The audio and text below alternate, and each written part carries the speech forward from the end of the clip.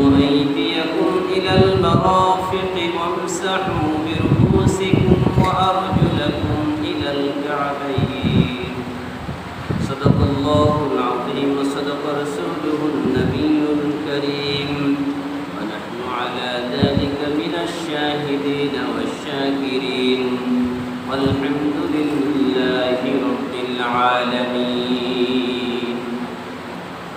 উপস্থিত মুহতারাম সম্মানিত মুসল্লিয়ান কিরাম, সর্বপ্রথম সেই মহান রব্বুল আলামিনের দরবারে শুকরিয়া জ্ঞাপন করি। এই মহান রব্বুল আলামিন আমাদেরকে পবিত্র সালাতুল জুমআ আদায়ের উদ্দেশ্যে মসজিদে আসার এবং বসার তৌফিক দিয়েছেন। এই মহান রব্বুল আলামিন আমাদেরকে আসার এবং বসার সুযোগ করে দিয়েছেন। সেই মহান রব্বুল আলামিনের দরবারে সকলে শুকরিয়া আদায় করে করি আলহামদুলিল্লাহ। বিশ্ব মানবতার মুক্তির দূত আকায়ে নামদার সমস্ত নবীদের সরদার হযরত মুহাম্মদুর রাসূলুল্লাহ সকলে করি সাল্লাল্লাহু আলাইহি ওয়াসাল্লাম। সম্মানিত প্রিয় হাজিরিন, আমি আপনাদের সামনে একটি ইসলামের শুরু থেকে আলোচনা করার নিয়ত করেছি। ইসলাম একটি বৃক্ষ। এই ইসলাম নামক বৃক্ষের গোড়া থেকে প্রতিটা মানুষের জানা দরকার।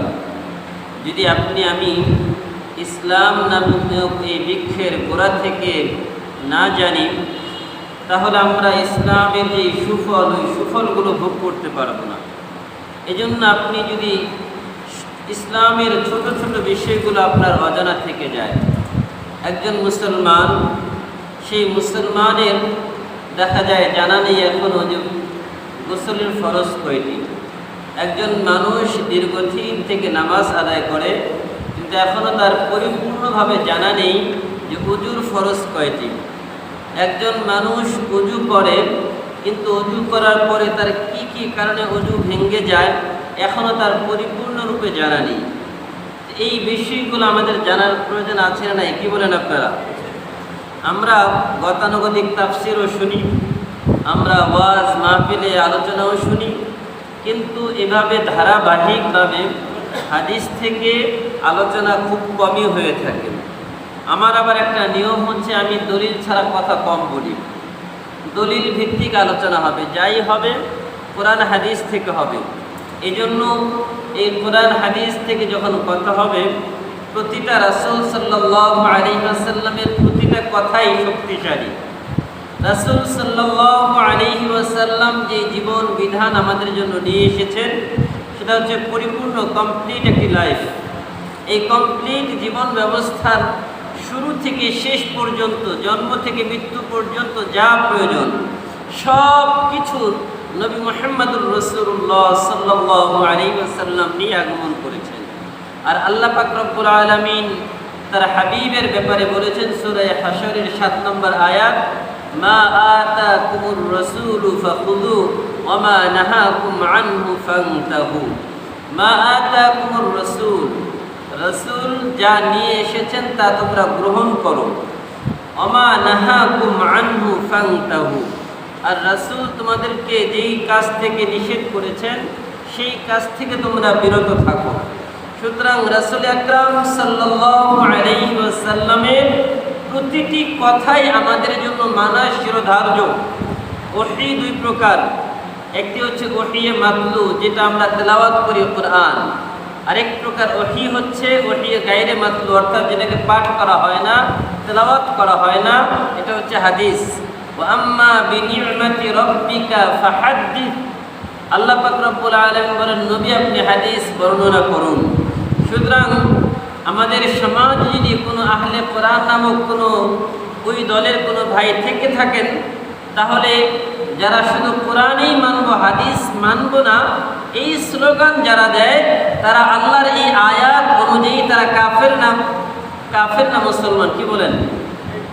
তারা ডাইরেক্ট কাফের হয়ে যাবে। যারা অস্বীকার করে হাদিসকে, তারা কিন্তু মুসলমান থাকতে পারে না। এই জন্য আমি আজকে ডাইরেক্ট হাদিস থেকেই কিছু আলোচনা করার নিয়ত করেছি। আমার আজকের আলোচনার বিষয়বস্তু হচ্ছে পবিত্রতা, কিতাবুত তাহারা, পবিত্রতার অধ্যায়। এই অধ্যায় থেকে আমি আমার অল্প সময়ে যতটুকু আলোচনা করা যায় সেই চেষ্টাই করব। আমার তাওফীক ইল্লা বিল্লাহ। কারণ পবিত্রতা হচ্ছে সকল ইবাদতের মূল মগজ। আপনি যদি পবিত্রতা অর্জন করতে না পারেন, আপনার শরীর যদি পাক না হয়, আপনার কাপড় যদি পাক না হয়, আপনার আমার নামাজ হবে? কি বলেন, নামাজ হবে? হবে না। তার মানে কি, আপনার আমার এই নামাজ কবুল হওয়ার জন্য পূর্ব শর্ত হচ্ছে পবিত্রতা। আপনি আমি দোতলায় উঠবো, সিঁড়ি না থাকলে দোতলায় উঠা যাবে? কি বলেন? তাহলে দোতলায় ওঠার জন্য সিঁড়িটা অপরিহার্য, এটা লাগবেই। এখন যদি কোনো ব্যক্তি সিঁড়িটাকে ভেঙে দেয়, দিয়ে বলে যে না তুমি এমনিতেই সিঁড়ি ছাড়া উপরে উঠে যাও, এটা কি সম্ভব? সম্ভব না। আপনি শুধু উপরে তাকিয়ে তাকিয়ে দেখবেন, কিন্তু ওঠা সম্ভব না। আপনি নামাজ আদায় করেন, কিন্তু নামাজের পবিত্রতার ব্যাপারে আপনার পরিপূর্ণ ধারণা নেই।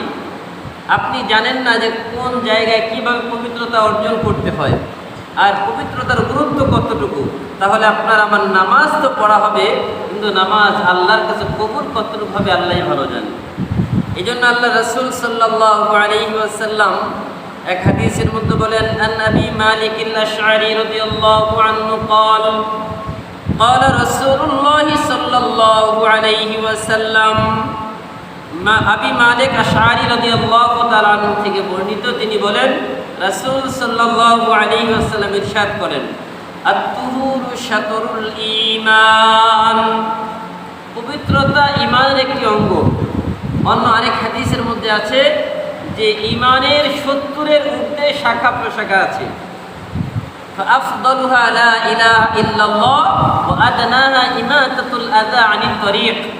তার সর্বশ্রেষ্ঠ শাখা হচ্ছে লা ইলাহা ইল্লাল্লাহ, তার মানে তাওহীদের একাত্মবাদের স্বীকারোক্তি দেওয়া, এবং সর্বনিম্ন পর্যায়ের ঈমানের স্তর হচ্ছে রাস্তায় একটা কষ্টদায়ক বস্তু থাকলে সেটাকে সরিয়ে দেওয়া। এটা ঈমানদারের কাজ, এটা ঈমানের একটা আলামত। তাতুহুরু শাতরুল ঈমান, পবিত্রতা ঈমানের অঙ্গ। আলহামদুলিল্লাহি তামলাউল মিজান। আলহামদুলিল্লাহ, এটা আল্লাহ পাক রব্বুল আলামিনের হাবিব বলেন কিয়ামতের ময়দানে মিজানের পাল্লাকে নেকি দিয়ে পরিপূর্ণ করে দিবে। সুবহানাল্লাহ ওয়া সুবহানাল্লাহ ওয়াল হামদুলিল্লাহি তামলাআন। সুবহানাল্লাহ, আলহামদুলিল্লাহ, আল্লাহর হাবিব বলেন এই দুইটা শব্দ সমন্বয় করে একসাথে যদি কেউ পাঠ করে, তাহলে মিজানের দুইটি পাল্লা আল্লাহ তাআলা নেকি দিয়ে পরিপূর্ণ করে দিবেন। পড়ি সুবহানাল্লাহ। আও তামলাউ মা বাইনাস সামাওয়াতি ওয়াল আরদ, অথবা আসমান এবং জমিনের মাঝে যত ফাঁকা জায়গা আছে, এই সকল ফাঁকা জায়গাগুলো আল্লাহ তাআলা নেকি দিয়ে পরিপূর্ণ করে দিবেন। আসসালাতু নূরুন, নামাজ হচ্ছে এটা একটা আলো। বলবেন এই আলো দিয়ে কি কাজ? কবরের অন্ধকার দূর হবে এই আলো দিয়ে। এই আলো দিয়ে কি হবে? কিয়ামতের ময়দানে এটা হচ্ছে অন্ধকার, কিয়ামতের ময়দানটা। সেই অন্ধকারে নামাজটা মানুষের জন্য আলো হবে। তখন এই আলো দিয়ে মানুষ তার রাস্তা দেখতে পারবে। আসসালাতু নূরুন, নামাজ হচ্ছে মানুষের জন্য আলো। ওয়াস সাদাকাতু বুরহানুন, এবং দান সাদাকা এগুলো হচ্ছে মানুষের জন্য দলিল। কিসের জন্য? জান্নাতে যাওয়ার জন্য, আল্লাহর কাছে। ওয়াস সাবরু দিয়াউন, সবর ধৈর্য এটাও মানুষের জন্য আলো। ওয়াল কুরআনু হুজ্জাতুল লাকা আও আলাইক, কোরআন মানুষের জন্য কারো পক্ষে দলিল হবে, আবার কোরআন কারো বিপক্ষে দলিল হবে। কোরআন কার পক্ষে দলিল হবে? যারা কোরআন মানবে, কোরআন জানবে, কোরআনই শাসন কায়েমের চেষ্টা করবে, তাদের জন্য কোরআন তাদের পক্ষে দলিল হবে। যারা কোরআন জানবে না, কোরআন মানবে না, কোরআনই শাসন কায়েমের পক্ষে আন্দোলন করবে না, কোরআন তাদের বিপক্ষে দলিল হবে। কুল্লুন নাসু ইয়াগদু ফাবাইউন নাফসাহু ফামুতিকুহা আও মুবিকুহা। আল্লাহ হাবিব বলেন প্রত্যেকটা মানুষ সকালবেলা ঘুম থেকে জাগ্রত হয়। ঘুম থেকে জাগ্রত হয়ে সে নিজেকে বিক্রি করে দেয়। বিক্রি করে তখন হয়তো সে নিজেকে ধ্বংস করে দেয় অথবা মুক্ত করে ফেলে। কিভাবে ধ্বংস করে আর কিভাবে মুক্ত করে? আল্লাহর হাবিব বলেন যদি কোনো ব্যক্তি সকালবেলা ঘুম থেকে ফজরের সময় জাগ্রত হয়ে মসজিদের দিকে আসে, তার মানে সে নিজেকে আল্লাহর জিম্মায় দিয়ে দিল, আল্লাহর দায়িত্বে তাকে দিয়ে দিল, বা সে নিজেকে জাহান্নাম থেকে মুক্ত করে ফেললো, সে নিজেকে আল্লাহর কাছে জান্নাতের উপযোগী করে ফেললো। আর যে ব্যক্তি সকালবেলা ঘুম থেকে উঠে মসজিদে না আসে, বাজারমুখী হয়, মসজিদে না এসে বাজারমুখী হয়, বা মুবিকুহা, সে নিজেকে ধ্বংস করে দিল, সে নিজেকে শয়তানের কাছে আত্মসমর্পণ করলো, নিজেকে শয়তানের পতাকা তলে নিজের অবস্থান নিয়ে নিল। এখন আমরা কোথায় অবস্থান নিব? আল্লাহর পতাকা তলে নাকি শয়তানের পতাকা তলে? কোথায় বলেন না কেন, কোথায়? কিন্তু আমরা ফজরের সময় মুসল্লি কম না বেশি? কম থাকে না বেশি থাকে? সিদ্ধান্ত আপনাদের, আমি তো আপনাদের উপর কিছু চাপায়া দিব না। নিজেকে জান্নাতের পথে নিয়ে যাবেন নাকি শয়তানের পতাকা তলে অবস্থান নেবেন, সিদ্ধান্ত আপনার। আপনি যদি সকালবেলা মসজিদে আসেন, তার মানে আপনি আল্লাহর পতাকা তলে অবস্থান নিয়ে নিলেন, আল্লাহর জিম্মা আপনার উপরে চলে আসলো, আল্লাহর দায়িত্ব আপনার উপরে। আর যদি আপনি মসজিদে না আসেন, ফজরের নামাজ আদায় না করেন, আল্লাহর কোনো জিম্মাদারি দায়িত্ব কোনো ইমানদারের উপরে থাকে না, তখন সে শয়তানের পতাকা তলে অবস্থান নেয়। আল্লাহ আমাদেরকে হেফাজত করুন, বলেন আমিন। আল্লাহ রাসূল সাল্লাল্লাহু আলাইহি ওয়াসাল্লামের এই দীর্ঘ হাদিসের মধ্যে আমার মূল আলোচনার বিষয়বস্তু হচ্ছে শুরু অংশ, আত-তুহুরু শাতরুল ঈমান, পবিত্রতা ঈমানের অঙ্গ। প্রাসঙ্গিক কারণে আমার পুরো হাদিসটা বলতে হলো। এই হাদিসের মূল আলোচনার আমার বিষয়বস্তু ছিল পবিত্রতা ঈমানের অঙ্গ। এখন যদি যেহেতু পবিত্রতা ঈমানের একটি অঙ্গ, তাহলে এই পবিত্রতার দাম আছে না নাই? কি বলেন, এটার গুরুত্ব আছে না? আল্লাহ রাসূল সাল্লাল্লাহু আলাইহি ওয়াসাল্লাম বলেন, আন আবি হুরায়রা قال قال رسول الله সাল্লাল্লাহু আলাইহি ওয়াসাল্লাম, আবু হুরায়রা রাদিয়াল্লাহু তাআলা আনহু থেকে বর্ণিত, তিনি বলেন, রাসূল আকরাম সাল্লাল্লাহু আলাইহি ওয়াসাল্লাম ইরশাদ করেন, আলা আদুল্লুকুম আলা মা ইয়ামহুল্লাহু বিহিল খাতায়া ওয়া ইয়ারফা'ু বিহিদ দারাজাত। রাসূল আকরাম সাল্লাল্লাহু আলাইহি ওয়াসাল্লাম বলেন, ও আমার সাহাবীরা, আমি কি তোমাদেরকে এমন একটি বিষয় সংবাদ দিব না, যে বিষয়টা তোমাদের এই সকল গুনাহগুলো মিটিয়ে দিবে, যেই বিষয় তোমাদের এই সকল গুনাহগুলো মাফ করে দিবে, এবং দুনিয়াতে এবং পরকালে জান্নাতেও তোমাদের মর্যাদা বৃদ্ধি করে দিবে। এমন একটি বিষয় কি তোমাদেরকে বলবো না? আপনারা কি জানতে চান না? যেই কাজের মাধ্যমে দুনিয়াতেও সম্মান বাড়বে, পরকালেও সম্মান বাড়বে, এবং দুনিয়াতে সকল গুনাহগুলো থেকে আমরা পরিত্রাণ পেয়ে যাব, এমন একটি কাজ আমাদের জানা দরকার আছে না?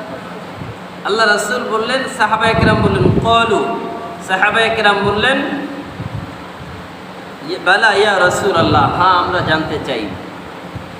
তখন আল্লাহ রাসূল সাল্লাল্লাহু আলাইহি ওয়াসাল্লাম বললেন, ক্বালা ইসবাগুল wudu'i আলাল মাকারিহি ওয়া কাসরাতুল খুতা ইলাল মাসাজিদি ওয়া ইন্তিযারুস সালাতি বা'দাস সালাতি ফাযালিকুমুর রিবাত।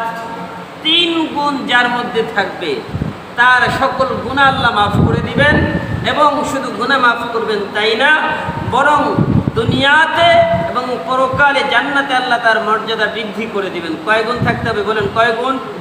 তিন গুণ। এক নম্বর, ইসবাগুল wudu'i আলাল মাকারিহি, ওযু করতে হবে খুব সুন্দরভাবে, কষ্ট হওয়া সত্ত্বেও। এখন ওযু করতে কষ্ট হয় কখন? গরমের সময় তো যত ইচ্ছা পানি বেশি দিতেই মন চায়, কিন্তু শীতকালে প্রচণ্ড শীত, এশার নামাজ পড়বেন, ফজরের নামাজ আদায় করবেন, পানি গরম না ঠান্ডা? কি বলেন, গরম না ঠান্ডা? আর যারা মুরব্বী বাবা আছেন তাদের জন্য তো মানে অনেক আরামদায়ক, তাই না?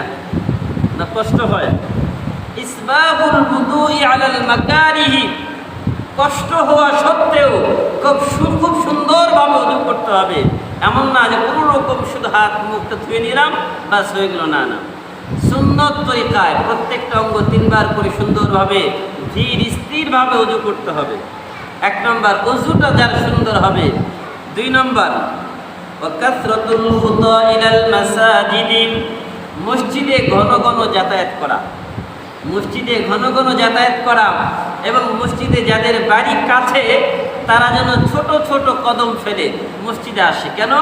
কারণ প্রত্যেক হাদিসের অন্য আরেক হাদিসের মধ্যে আছে, যেই ব্যক্তি জুমার দিন ছোট ছোট কদম ফেলে মসজিদে আসবে, আল্লাহ তার প্রতিটি কদমের বিনিময়ে 1 বছর নফল নামাজ এবং 1 বছর নফল রোজার সব আল্লাহ তাআলা তার প্রতি কদমের বিনিময়ে তার আমল নামায় লিপিবদ্ধ করে দেবেন। সুবহানাল্লাহ।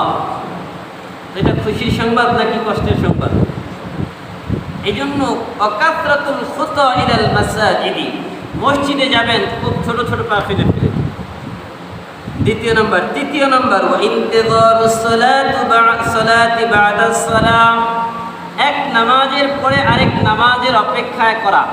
একটা নামাজ পড়েছেন, ফজর পড়েছেন, আপনার দিল মসজিদে ঝুলন্ত আছে যে কখন জোহরের আজান হবে আমি মসজিদে যাব। এমন না যে নামাজ পড়ে আপনি মসজিদে বসে থাকবেন, এমনটা না। কারণ আল্লাহ তাআলা বলেছেন, যখন নামাজ শেষ ওয়াদারুল বাইর, দুনিয়ার মধ্যে ছড়িয়ে যাও, ফান্তাযিরু ইলা, তোমরা দুনিয়ার মধ্যে ছড়িয়ে পড়ো এবং ব্যবসা বাণিজ্য করো, কারণ আর সেখানে রিজিকের তালাশ করো। তার মানে হচ্ছে আপনি নামাজ পড়েছেন, আপনার দিলটা মসজিদে ঝুলন্ত থাকবে যে আমার আরেক নামাজ কখন আজান হবে, আজান হয়ে গেল বাস সাথে সাথে মসজিদে চলে যাব, আর কোনো কাজে নিজেকে ব্যস্ত রাখবো না। যদি কারোর মধ্যে এই 3 গুণ থাকে, 1 নম্বর কষ্ট হওয়া সত্ত্বেও ওযু করা। একজন মানুষ অসুস্থ, পানি ব্যবহার করতে তার কষ্ট হয়, বয়োবৃদ্ধ হয়ে গেছে, ঠান্ডা, এরপরেও সে সুন্দরভাবে ওযুটা করেন। 2 নম্বর মসজিদে ছোট ছোট পা দিয়ে হেঁটে হেঁটে যায়।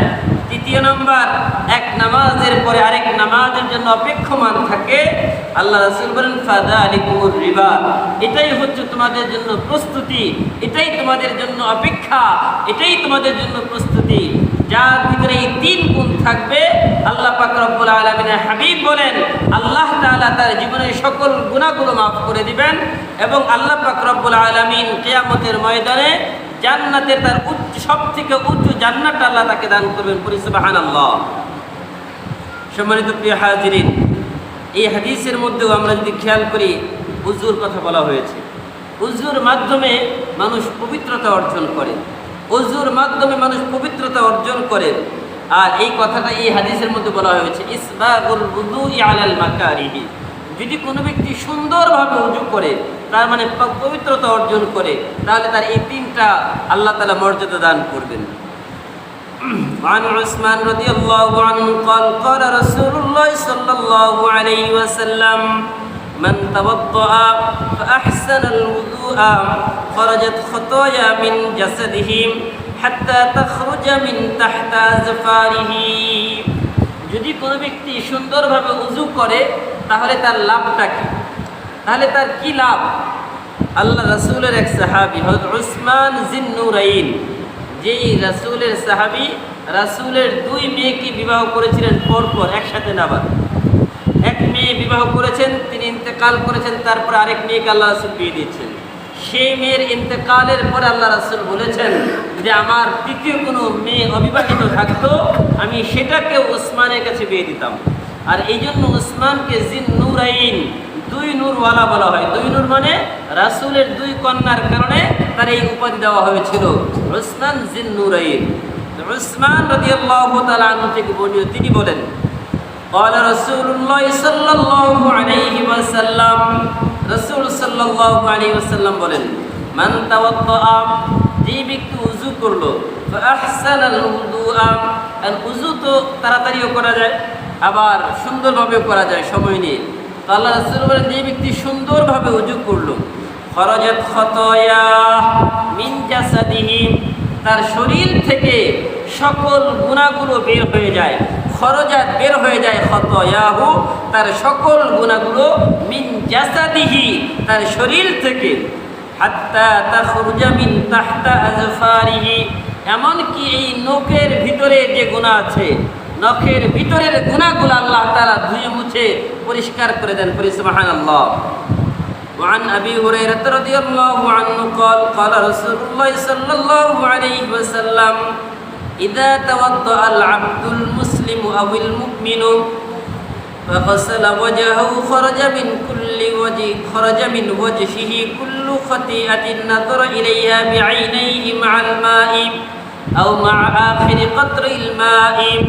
আল্লাহ রাসূল সাল্লাল্লাহু আলাইহি সাল্লাম বলেন, ওযু করলে কি লাভ? ওযু করলে কি লাভ? যখন কোনো মুমিন বান্দা অথবা কোনো মুসলিম বান্দা ওযু করে। এখন বলবেন হুজুর, মুমিন আর মুসলিম এই দুইটার মধ্যে পার্থক্য। 1 মিনিটের পার্থক্যটা বলি। মুমিন আর মুসলিম দুইটা এক জিনিস না। মুমিন মানে হচ্ছে বিশ্বাসী, যারা আল্লাহকে বিশ্বাস করে, পরকাল বিশ্বাস করে, রাসূল সাল্লাল্লাহু আলাইহি সাল্লাম সর্বশেষ নবী বিশ্বাস করে, তারা হচ্ছে মুমিন। আর মুসলিম কারা? মুসলিম হচ্ছে তারা যারা এই বিশ্বাসী হওয়ার পরে নামাজ পড়ে, রোজা রাখে, হজ করে, যাকাত দেয়।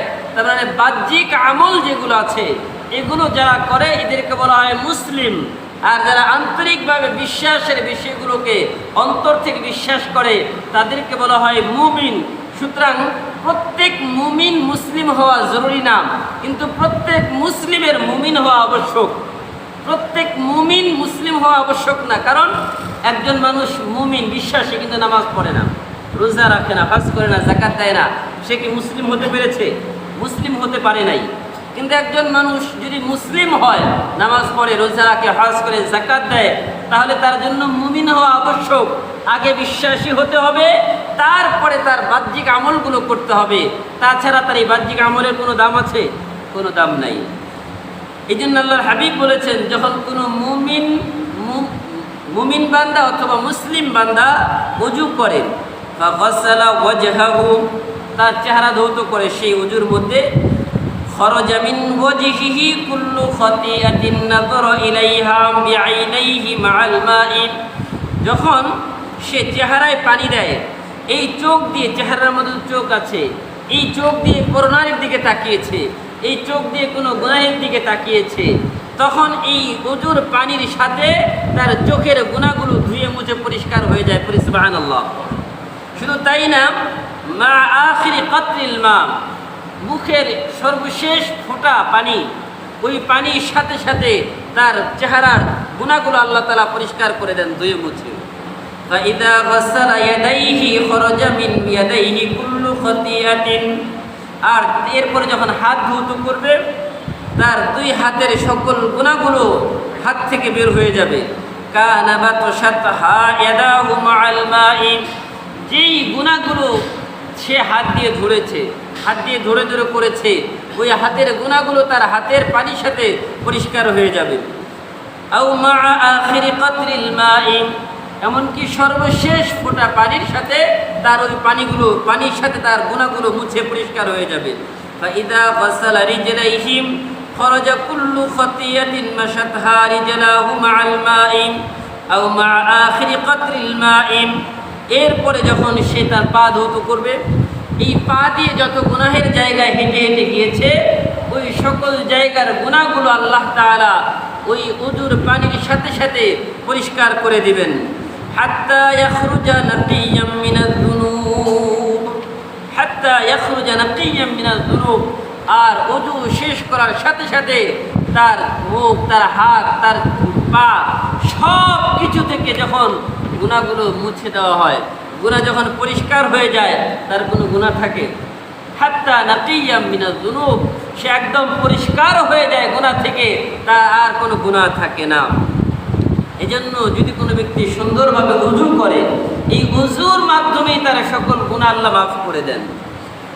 وعن عثمان رضي الله عنه قال قال رسول الله صلى الله عليه وسلم ما من امرئ مسلم تحضره صلاة مكتوبة فيحسن وضوءها وخشوعها وركوعها إلا كانت كفارة لما قبلها من الذنوب ما لم يؤت كبيرة وذلك الدهر كله। আল্লাহ রাসূল আরেক হাদিসের মধ্যে বলেন, যখন কোনো মুমিন বান্দা যখন নামাজ, ফরজ নামাজের সময় হয়, তখন সে সুন্দর করে ওযু করে, সুন্দরভাবে ওযু করে এবং খুব খুশুর সাথে, একাগ্রতার সাথে, বিনয়ের সাথে রুকু করে যখন নামাজ আদায় করবে, ওযু করে নামাজ আদায় করবে, কানা কাফফারাতান লিমা ক্বাবলাহা, এই যে ওযুর পরে যে সে 2 রাকাত নামাজ পড়বে, এই নামাজ তার পূর্বের জীবনের সকল গুনাহের জন্য কাফফারা, তার মানে যখন এই 2 রাকাত নামাজ আদায় করবে, তা এই 2 রাকাত নামাজ আদায় করার সাথে সাথে আল্লাহ তাআলা তার পূর্বের জীবনের সকল গুনাহগুলো মাফ করে দিবেন। পড়ি সুবহানাল্লাহ। মা লাম ইউতা কাবীরাতান, যতক্ষণ না সে কবিরা গুনাহ না করবে। কবিরা গুনাহ কি? মানুষ হত্যা করা কবিরা গুনাহ। কি বলেন? মানুষ হত্যা করা কি? মিথ্যা বলা কবিরা গুনাহ। কারো গীবত শিকায়াত করা, কারো নামে অপবাদ দেওয়া, এগুলো হচ্ছে কবিরা গুনাহ। এখন এগুলো থেকে যখন কেউ বেঁচে থাকবে, তখন তার এই ছোট সগীরা গুনাহগুলো আল্লাহ তাআলা এই নামাজের কারণে আল্লাহ মাফ করে দিবেন। এজন্য আমরা যখন উযু করব, খুব সুন্দরভাবে উযু করব, নিয়মগুলো মেনে মেনে উযু করব। যখন আমরা উযুটা সুন্দরভাবে করব, উযুর সাথে সাথে আমাদের সকল গুনাহগুলো আল্লাহ মাফ করে দিবেন। হযরত উসমান রাদিয়াল্লাহু তাআলা আনহু তিনি বলেন যে রাসূল সাল্লাল্লাহু আলাইহি সাল্লাম যেভাবে উযু করেছেন, যদি কোনো ব্যক্তি ঠিক হুবহু সেইভাবে উযু করে, তাহলে ওই গুনাহ মাফের জন্য তার উযুটাই যথেষ্ট, আর কিছুই লাগবে না। এই জন্য আমাদের উযুটা সুন্দর করে করার দরকার আছে না? কি বলেন? উযু যদি সুন্দর হয় তাহলে বাকি আমলগুলো সুন্দর হবে, আর উযু যদি সুন্দর না হয় তাহলে অন্য অন্য আমলের মধ্যেও ভেজাল হবে। আল্লাহ রাসূল সাল্লাল্লাহু আলাইহি ওয়াসাল্লাম এক হাদিসের মধ্যে বলেন, قال رسول الله صلى الله عليه وسلم مفتاح الجنة السلام ومفتاح الصلاة الطهور مفتاح الجنة السلام। জান্নাতের চাবি হচ্ছে নামাজ। জান্নাতের চাবির নাম কি বলেন সবাই? কি? জান্নাতের চাবির নাম নামাজ। মিফতাহুস সালাতি আত-তুহুর, আর ওই নামাজের চাবির নাম হচ্ছে তাহারাত, পবিত্রতা, ওযু। এখন আপনার জান্নাতের চাবির নাম নামাজ, বলেন জান্নাতের চাবির নাম কি? নামাজ। আর নামাজের চাবির নাম ওযু, নামাজের চাবির নাম। এখন যদি আপনার নামাজের চাবি ঠিক নাই, তাহলে কি আপনার জান্নাতের চাবি ঠিক হবে? কি বলেন? এখন একটা ঘর তালা মারা আছে, ওই ঘরে আপনার ঢোকার জন্য তালার চাবি দরকার। এখন চাবি আপনাকে বানিয়ে নিতে হবে। এখন আপনি যদি চাবি নিজে না বানান, ওই ঘরে ঢুকতে পারবেন না। আর যদিও বা বানান, এখন চাবিটা আবার অনেক রকম আছে। দেখবেন কিছু চাবি আছে দাঁত ছাড়া। যারা চাবি বানায় তাদের কাছে গেলে দেখবেন প্লেন চাবি। এখন আপনি যখন চাবি বানানোর জন্য যাবেন, তারা জিজ্ঞাসা করবে যে কি ডিজাইন, কোন তালা, ওই তালা নিয়ে এসে চাবি বানিয়ে দেয় নাম্বার দেখে। এখন যদি ওই রকম প্লেন চাবি হয়, তালা, এই চাবির দাঁত না থাকে, ওই দাঁত ছাড়া চাবি দিয়ে কি তালা খোলা সম্ভব? খোলা সম্ভব না।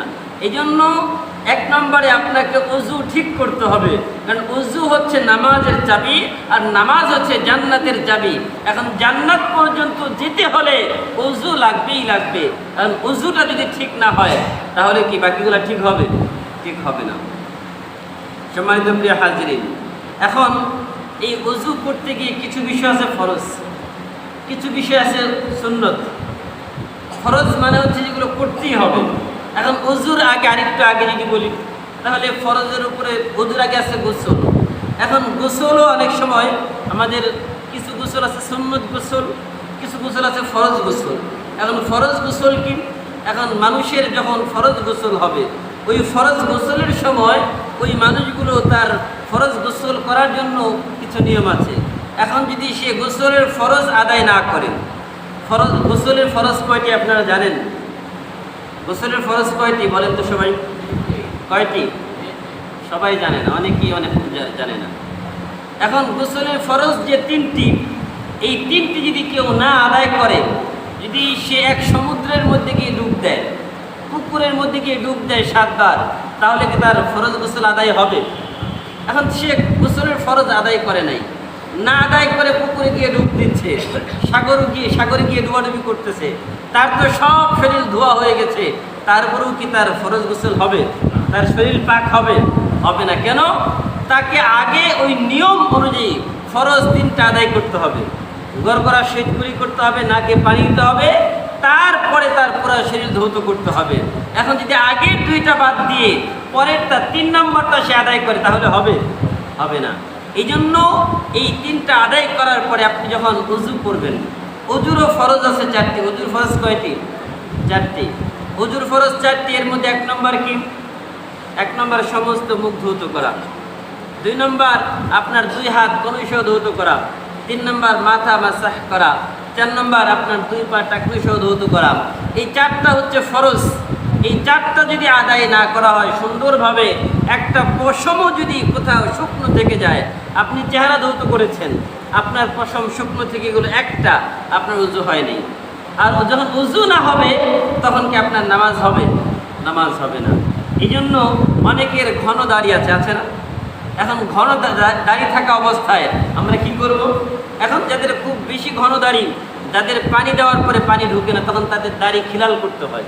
দাড়ি খিলাল করে ওই দাড়ির ভিতরে পানি ঢোকাতে হবে, তাছাড়া কিন্তু উজু হবে না। আর এই জন্য যারা দাড়ি রাখেন না, তারা ভাবতেছেন আমাদের জন্য তো ভালোই, কিন্তু আমাদের জন্য আর খিলাল করার প্রয়োজন নাই, এমনটা নাকি? সবাইকে দাড়ি রাখতে হবে, কারণ আল্লাহ তাআলা পুরুষের সৌন্দর্য দিয়েছেন এই দাড়ির মধ্যে।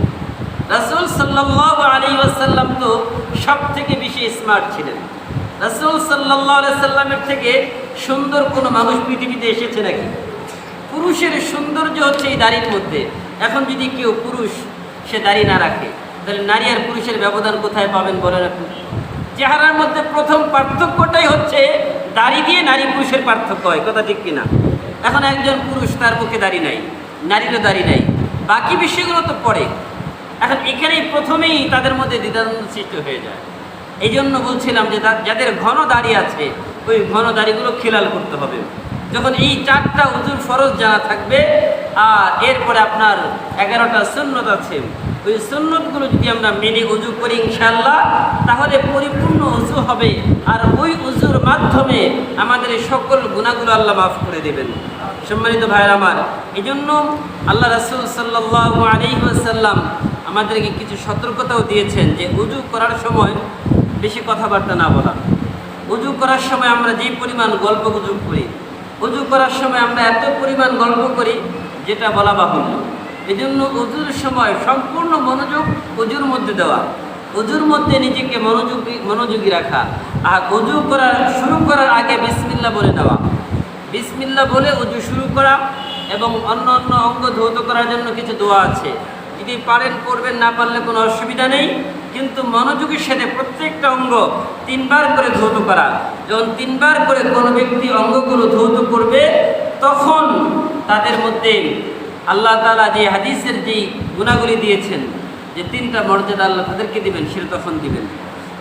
আল্লাহ রাসূল সাল্লাল্লাহু আলাইহি ওয়াসাল্লাম তিনি সাহাবীদেরকে, সাহাবায়ে কেরাম বলেন, ইয়া রাসূলুল্লাহ, কিয়ামতের ময়দানে তো অনেক মানুষ থাকবে, আপনি আপনার উম্মতকে চিনবেন কিভাবে যে কারা আপনার উম্মত আর কারা আপনার উম্মত না? আল্লাহ রাসূল সাল্লাল্লাহু আলাইহি ওয়াসাল্লাম বললেন, দেখো যে একটা ঘোড়ার পাল, এই ঘোড়ার পালের মধ্যে হাজার হাজার ঘোড়া আছে। এর মধ্যে যদি একটা ঘোড়া চিতকোবরা থাকে, তার সামনে যদি সাদা থাকে, তার যদি উপরটা সাদা থাকে, যদি এইরকম আলাদা একটা বৈশিষ্ট্যের একটা ঘোড়া থাকে, তাকে চিনতে কি কোনো সমস্যা হবে? বলো যে না। তো আমার উম্মত যারা হবে গুররম মুহাজ্জালিন, তাদের উজুর অঙ্গগুলো, তারা উজুর অঙ্গগুলো নূর দিয়ে আলোকিত হবে। উজুর অঙ্গগুলো যখন তাদের নূর দিয়ে আলোকিত হবে, তখন তাদেরকে আমি সহজেই চিনে ফেলব। দ্বিতীয় নম্বর, তাদেরকে চেনার উপায় হচ্ছে আমার উম্মতের আমলনামা ডান হাতে থাকবে। আমার উম্মতের আমলনামা কোন হাতে থাকবে? ডান হাতে থাকবে। আর তৃতীয় নম্বর, আমার উম্মতের যখন আমলনামা ডান হাতে থাকবে, তখন তাদের আর কোনো চিন্তা থাকবে না। তারা তখন তাদের মানুষকে বলবে, হা ও করো কিতাবিয়া, এই নাও আমার আমলনামাটা একটু পড়ো। সম্মানিত ভাইরা আমার, আল্লাহ রাসূল সাল্লাল্লাহু আলাইহি ওয়াসাল্লাম কাইফা তু'রাফু উম্মাতাকা মিন বাইনিল উমামি ফিমা বাইনা নূহিন ইলা উম্মাতিক, হে নবী, নূহ আলাইহিস সালাম থেকে শুরু করে আপনি পর্যন্ত অসংখ্য নবী থাকবে, ওই সকল নবীর উম্মত সেখানে উপস্থিত থাকবেন, তাদেরকে আপনি কিভাবে চিনবেন? ক্বালা হুম গুররুন মুহাজ্জালুন মিন আথারিল উজু, উজুর অঙ্গগুলো নূর দ্বারা আলোকিত হয়ে যাবে। ফাকালা রাজুলুন লাইসা আহাদুন কাযালিকা গায়রুহুম, এছাড়া অন্য কোনো উম্মতের এই বৈশিষ্ট্য থাকবে না। ওয়া আ'রিফুহুম আন্নাহুম ইউতাউনা কুতাবাহুম বিআইমানিহিম, এবং চিনার আরেকটা উপায় হচ্ছে তাদের আমলনামাগুলো তাদের ডান হাতে দেওয়া হবে। ওয়া আ'রিফুহুম তাসআ বাইনা আইদিহিম যুররিয়াতাহুম এবং তৃতীয় নাম্বার, তাদের ছোট ছোট সন্তানগুলো তাদের সামনে দৌড়াদৌড়ি করবে। হাদিসের মধ্যে আছে যে ইয়াসআ নূরুহুম বাইনা আইদিহিম, আল্লাহ তাআলা তাদের সামনে নূর দ্বারা আলোকিত করে দিবেন। এইভাবে যাদের ওযুগুলো সুন্দর হবে তাদেরকে, তাদের ওযুর অঙ্গগুলো এইভাবে যখন জ্বলতে থাকবে, উজ্জ্বল হবে, এই উজ্জ্বলতার মাধ্যমেই তাদেরকে চেনা যাবে। আর যখন তাদেরকে চেনা যাবে তখন আর তাদেরকে আল্লাহ রাসূল বেছে বেছে জান্নাতে নিয়ে যাবেন। এই জন্য সম্মানিত ভাইরা, আমরা যখন উযু করব, উযু করার শেষে আমরা একটা দোয়া পড়ব। আল্লাহ রাসূল সাল্লাল্লাহু আলাইহি সাল্লাম বলেন, আশহাদু আল্লা ইলাহা ইল্লাল্লাহু ওয়াহদাহু লা শারীকা লাহু ওয়া আশহাদু আন্না মুহাম্মাদান আবদুহু ওয়া রাসূলুহু ইল্লা ফুতিহাত লাহু আবওয়াবুল জান্নাতিস সামানিয়া ইয়াদখুলু মিন আইয়িহা শাআ, হাকাযা রাওয়াহু মুসলিম। আল্লাহ রাসূল বলেন, যে ব্যক্তি ওযুর পরে এই কালিমা পড়বে, আল্লাহ পাক রব্বুল আলামিন কিয়ামতের ময়দানে আল্লাহর 8টি জান্নাতের মধ্য থেকে তাকে স্বাধীনতা দেওয়া হবে। তুমি যে কোনো জান্নাতে প্রবেশ করতে চাও, তুমি যেতে পারো। আজকে তোমার কোনো পরাধীনতা নেই, তুমি আজকে স্বাধীন। আল্লাহ রাসূল আরেক হাদিসের মধ্যে বলেন, আল্লাহুম্মা জাআলনি মিনাত তাওয়াবিন ওয়াজআলনি মিনাল মুতাতাহহিরিন। আল্লাহ রাসূল বলেন যে এই কালিমার সাথে সাথে আবার এই অংশটুকু যোগ করে দেওয়া, আল্লাহুম্মা জাআলনি মিনাত তাওয়াবিন, হে আল্লাহ আপনি আমাকে, আল্লাহুম্মা জাআলনি মিনাত তাওয়াবিন, আপনি আমাকে তওবাকারীদের অন্তর্ভুক্ত করে নেন। ওয়াজআলনি, আল্লাহুম্মা জাআলনি মিনাত তাওয়াবিন ওয়াজআলনি মিনাল মুতাতাহহিরিন, এবং অধিক পবিত্রতা অর্জনকারীদের অন্তর্ভুক্ত করে নেন।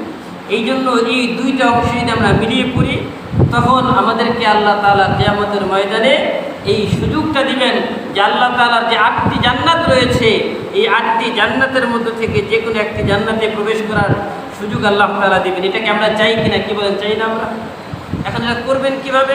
ওযু শেষে শাহাদাত আঙ্গুল উপরের দিকে উঠিয়ে আশহাদু আল্লা ইলাহা ইল্লাল্লাহ ওয়া আশহাদু আন্না মুহাম্মাদান আবদুহু ওয়া রাসূলুহু আল্লাহুম্মা জাআলনি মিনাত তাওয়াবিন ওয়াজআলনি মিনাল মুতাতাহহিরিন। এই দোয়াটুকু আমরা পড়ব ইনশাআল্লাহ। যখন পড়ব তখন ইনশাআল্লাহ আমাদের জন্য এটা সহজ হয়ে যাবে। আরেকটা গুরুত্বপূর্ণ হাদিস আপনাদেরকে শোনাই। অনেক সময় হয় না এমন যে ইমাম সাহেব নামাজ পড়াচ্ছে, এখন ইমাম সাহেবের কেরাতের মধ্যে দেখা যায় এদিক সেদিক হয়ে যায়, হয় না? বা দেখা যায় নামাজের মধ্যে ত্রুটি হয়ে যায়। তো আল্লাহ রাসূল সাল্লাল্লাহু আলাইহি সাল্লাম নামাজ পড়াচ্ছেন। আল্লাহ রাসূল নামাজ পড়ানো অবস্থায় তখন সূরা রুম তেলাওয়াত করতেছিলেন। সূরা রুম যখন তেলাওয়াত করতেছিলেন, আল্লাহ রাসূলের কেরাতের মধ্যে এদিক সেদিক হয়ে যাচ্ছে, কেরাতের মধ্যে মানে উল্টাপাল্টা লাগতেছিল।